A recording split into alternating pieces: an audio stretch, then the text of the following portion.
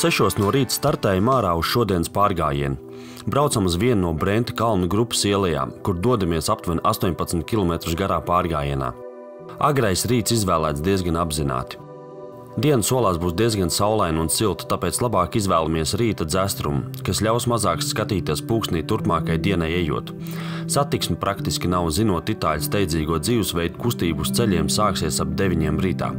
Pārgājiena pirmā daļa ir tik līdz Cacciatore kalna apmetnei, tad līdz Asbelts ezeram un tad atpakaļ uz mašīnu, kopā 18 km. Līdz Cacciatore apmetnei viss solās būt vienkārši. Tā kā šeit tiek piedāvāta takša pakalpojuma ar apvidus mašīnām līdz minētajai vietai, tad skaidrs, ka iešana izņemot vienīgo faktoru, ka jākāpj kalnā, īpaši grūtības nesagādās. Pie tam mums ir jauns ceļabiedrs, kas uzmetās mums pa draugu jau pie paša stāvlaukuma un izskatās, ka negrasās atkāpties un gatavs doties mums līdzi. Mēs neesam no tiem, kas trenkās suni un mēģinās to aizzīt. Pēc pagājušās nakts lietiem visi ieleja sulo. No visām iespējamām vietām gāžas ūdens. Tas piedod papildus dzestrumu jau tā vēsajam rītam kalnu ielejā.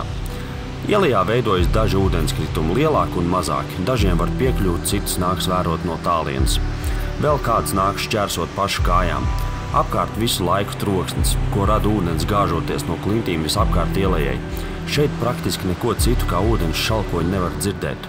Interesanti, ka šo troksni gribētos pieskaitīt pie tā saucamā dabas klusuma, jo tas te iedarās un nemaz netraucē. Pa ceļam vēl Boskes ūdenskritums, kur dēļ lielā ūdens daudzuma šobrīd aplūkot ir diezgan problemātiski, bet mēs mēģināsim.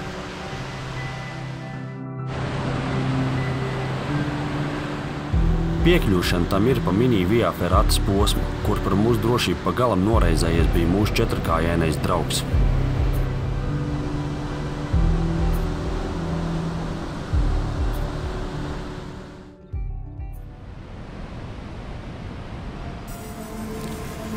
Esam nonākuši ielejas šaurākajā vietā, kur akmens sienas pietuvojas viena otrai vien pār 10 metru attālumā. Šeit ūdens troksnis ir vēl lielāks. Kalnus trauc mutuļo stāvokli linšu sienu pakājē. Un šis ir viens no iemesliem, kāpēc izvēlējos iet ar kājām, nevis uzbraukt ar mašīnu. Gribējās šo vietu aplūkot savām acīm, lēnām un nesteidzīgi. Un šķiet, ka nenožēloju. Posms nav garš, bet noteikti no mašīnas tas būtu daudz savādāks. Vai varētu teikt nabadzīgāks.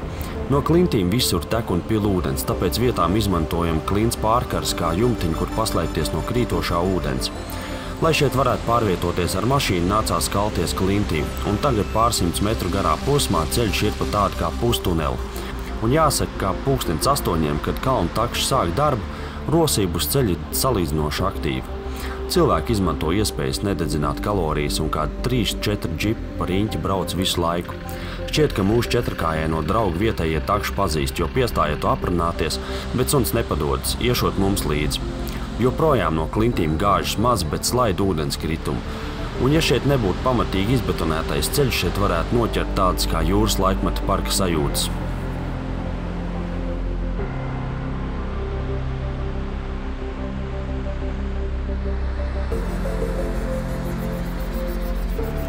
Ielejas sienas atkal atkāpjas viena no otras un vēršas plašumā.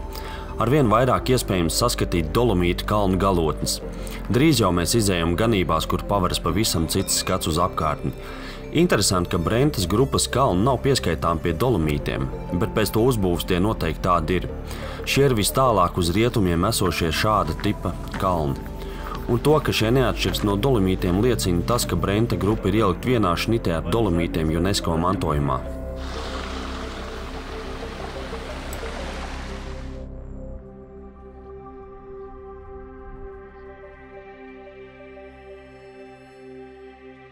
Šo ieleju ieskauj virsotnes no 2500 līdz 3000 metru augstumam, un no Cacciatores pavarās iespaidīgi 360 grādus panorāma. Mums ir paveicies ar laika apstākļiem, jo labāks kā šos nevarēja vēlēties. Redzams visu un uz visām pusēm. Pulkstens ir tikai 10:11, bet ārā saule cepina un ir bezvējš. Ka nespējam atteikties no 7 eiro vērtāliņa. Mierīgi pasēžam, pabaudām ainavu. Džipi turpina vest cilvēkus augšā bez apstājas. Tie lēnām no visām malām kalnos sarodas un visi dodas ne tur, kur mēs grasāmies to darīt.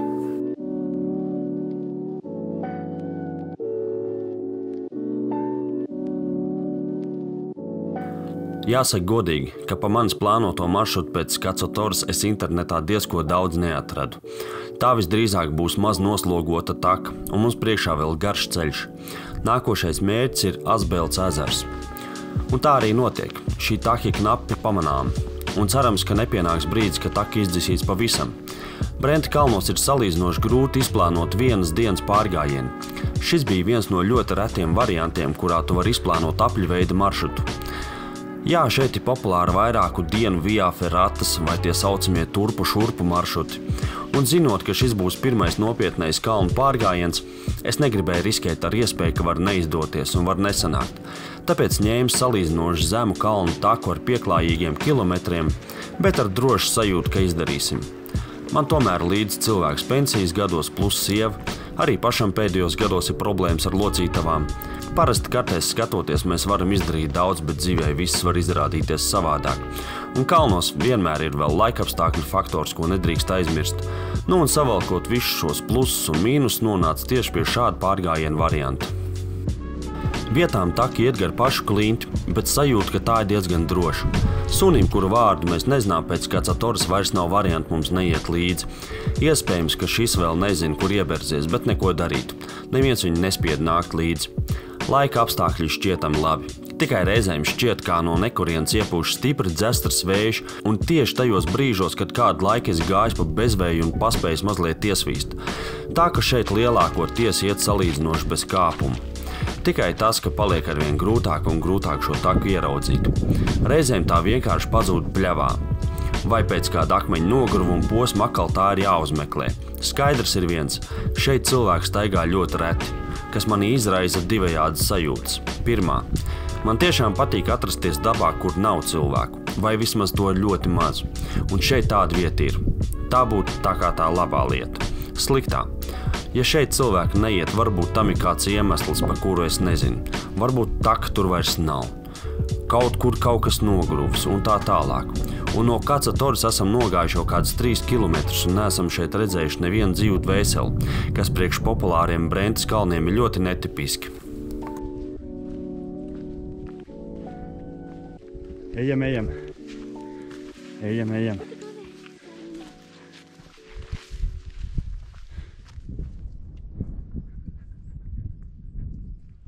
Pēc ilgas iešanas pa horizontālu taku ir pienācis laiks straujam kāpumam.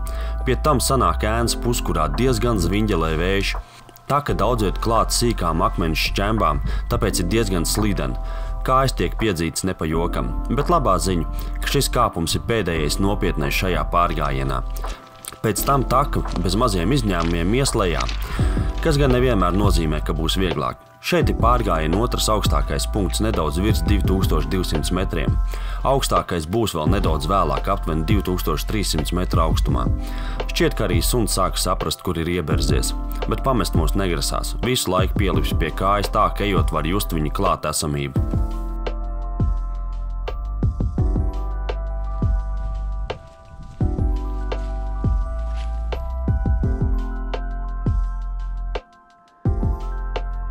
Kaut kur tālumā pretējā kalnā un pilnīgi nepieejamās vietās var novērot lielas putnu kolonijas, kuras tur iekārtojušās drošas atrašanās vietas dēļ. Tie tur lidinās un sazinās savā starpā. Ļoti daudz kalnos redzam tieši plēsīgie putni. Citi dzīvnieki mūs šodien vēl nav aplēmojuši ar savu klātbūtni. Taka, pa kuru ejam, šķiet neapdzīvota. Ejam pa kalnu pļauju, kurā tā tikko saskatām. Tieši tik labi saskatām šobrīd ir taciņa. Arvien biežāk izvelku savu navigāciju, lai saprastu, ka joprojām esam uz pareizā ceļa. Pa ļoti lieliem attālumiem ir iedzīta mietiņa zemē, kas norāda, ka esam uz pareizā ceļa.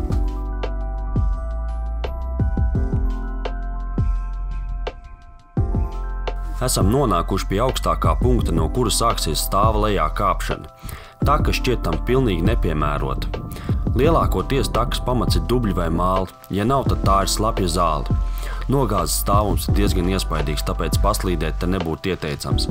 Katrs solis jāspēr uzmanīgi un lēnām, un būšu pilnīgi atklāts. Līdz šim mūsu kājas bija nokalpojušas godam, bet šis lejā kāpiens tā iedeva pa ķeskām, ka pēc tam ilgi nācās attapties. Baigi grūtējam taka lejā.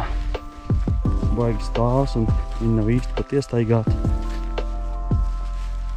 Baigi uzmanīgi. Pie tam vēl zāle un zem mazliet mitra ir. Tas bija daudz mokošāk, kā stāvējis kāpiens augšā.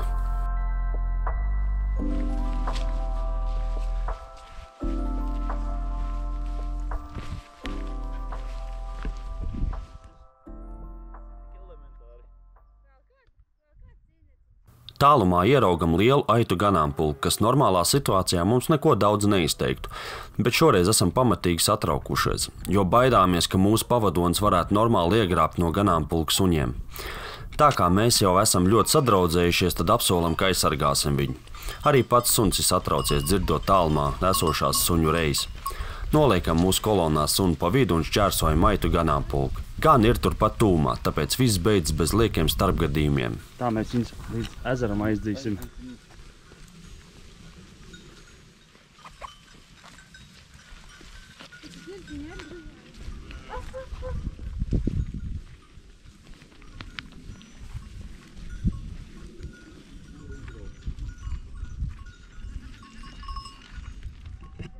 Esam nonākuši pie Asbelts ezera. Šeit paēdīsim pusdienas un pēc tam veiksim atlikušos 6 km līdz mašīnai. Vairs jau nešķiet daudz, bet pēdējais kāpiens lejā iedeva džasā.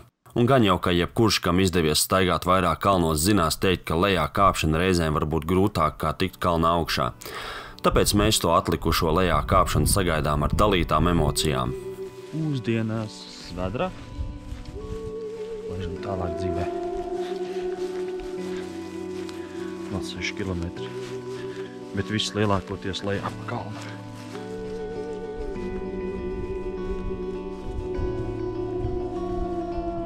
Iesākums daudzsološs un tiešām viegli ejams. Apkārtne patiesi skaista un spēj tik grozīt kaklu uz visām pusēm.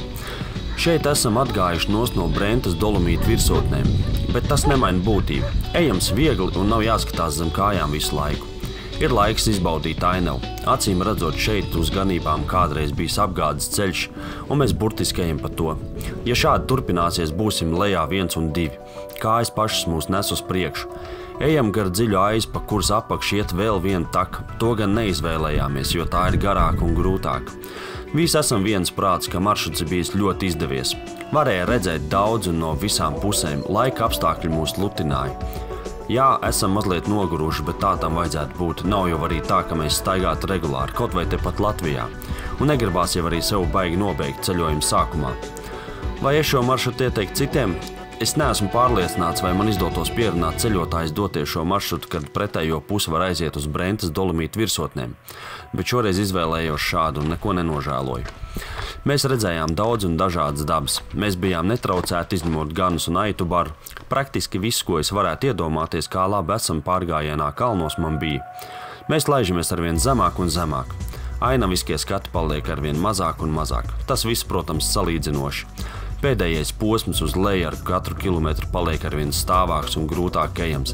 Līdz pašās beigās betonētais posms ir katastrofāls priekš lejā kāpšanas. Tur mēs savas kājas piežmiedzam līdz pēdējiem. 45 grādu slīpums.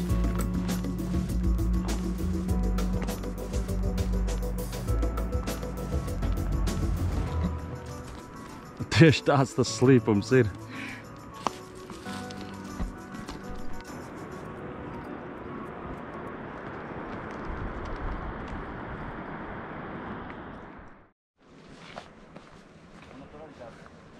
Šitā labi teķi.